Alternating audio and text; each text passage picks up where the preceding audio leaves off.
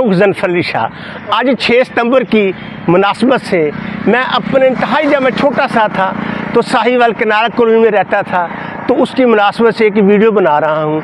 तो 6 सितंबर की जंग थी, तो मुझे गोद में उठा के मेरी सिस्टर फ़ौरन मोर्चे में ले गई।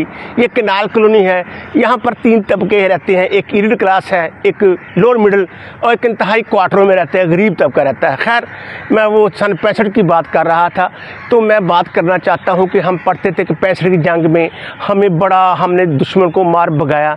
तो सबसे पहले हमें ना ये सोचना है कि हर जंग का एक मकसद होता है, वो क्या मकसद हासिल किया हमने। तो इस जंग में जो मेन मकसद था हमारा, वो क्या था, तो मैं शुरू में बताता हूँ कि 1964 में ना जब चीन और इंडिया की जंग हुई, तो इसमें ना चीन ने इंडिया को बुरी तरह शिकस्त दी। तो कहते हैं ना कि दुश्मन का दुश्मन दोस्त। तो इस सिलसिले में ना जुल्फ़िकार अली भुट्टो साहब ने ना चाइना के साथ करीबी रवाबत कायम कर लिए। और उस वक्त उनके एक दोस्त थे जनरल अख्तर मलिक, वो अहमदी थे लेकिन बड़े इंटेलिजेंट, सुपर इंटेलिजेंट। जिस तरह भुट्टो ज़हीन था, वो भी इस तरह अपने ना शोबे में बहुत ज़हीन थे। तो इनका ज़हन था कि कश्मीर के हालात इस किस्म के थे कि मुजाहिदीन चाहते थे कि हमें आज़ादी हासिल हो।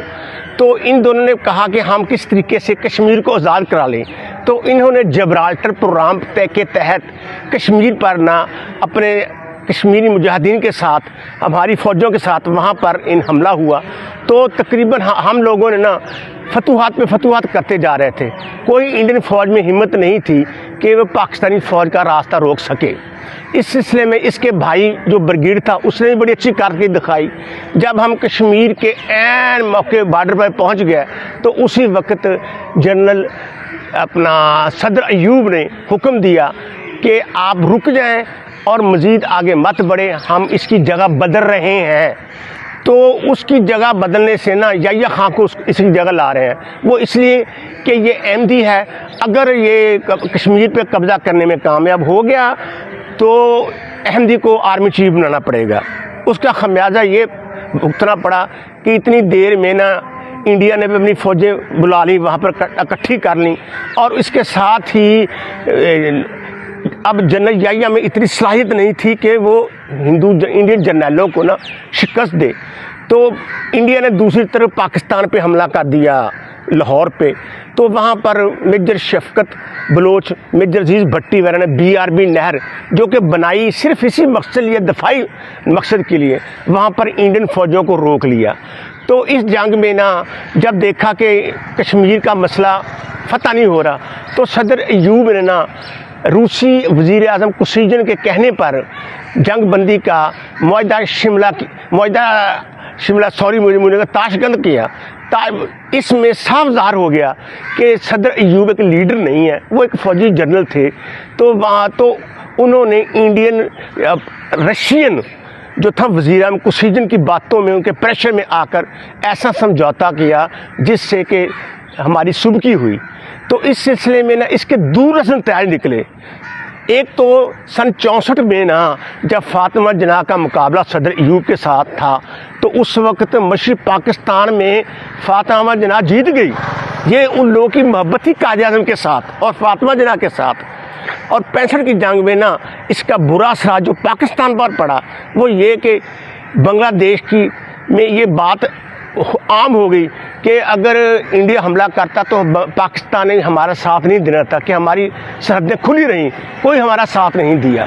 तो इस सिलसिले में ना सन 65 में अयूब खां की वजह से ना इंडिया ने BSF बनाई और हमें मुआशी तौर पे बड़ा नुकसान पहुंचा। तो इसके साथ सन 65 के बाद ना अयूब खां की वजह से ना जो था शेख मुजीबुर रहमान, इसके 6 निकात ने बड़ी पेजराई ली। और मशरक़ी पाकिस्तान जो था ना, जो शायद चंद साल और पाकिस्तान के साथ हम रह सकते थे, उनके साथ 8 साल 10 साल, लेकिन जल्दी उनका क्लैप्स हो गया, क्योंकि मशरक़ी पाकिस्तान और मगरबी पाकिस्तान में 1000 मील का फासला था, दरमियान में एक दुश्मन मुल्क था। खैर एनी हो, तो सदर अयूब की इस वजह से ना तो याह्या खां के दौर में और हालात ख़राब हो गए। तो تو مقصد بات کرنے کا نا اس وجہ سے جنگ 65 کی وجہ سے نا ہمیں معاشی طور پر اتنا نقصان ہوا کہ پاکستان کی اقتصادی حالت تباہ ہو گئی، اور یہی جنگ تھی جو 71 کی جنگ کا پیش خیمہ ثابت ہوا۔ بنگالیوں میں علیحدگی تحریک پروان چڑھ گئی اور انڈیا کو بھی ایک موقع مل گیا، اور پاکستان کو بھی سن 65 میں جو معاشی نقصان ہوا وہ ابھی تک پاکستان اس سے نکل نہیں سکا۔ تو اس سلسلے میں نا ہمیں جنگ کرنے سے پہلے اس پر غور کرنا چاہیے کہ جنگ کے کیا کیا نقصانات ہیں اور اس میں پاکستان کیا سروائیو کر سکتا ہے۔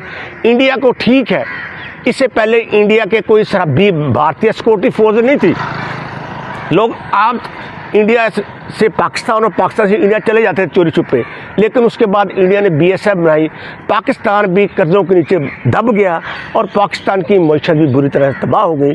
تو اس سلسلے میں گزارش ہے تمام ساتھیوں بھائیوں سے کہ ہمیں پاکستان کی بقا کے لیے اس کی معاشی صورتحال کو، اقتصادی صورتحال کو اور سیلاب کی صورتحال کو مد نظر رکھ کر اپنی پالیسیاں اس قسم کی بنائی ہیں کہ پاکستان زندہ اور تابندہ رہے اور معاشی طور پر ترقی کرتا جائے۔ پاکستان زندہ باد۔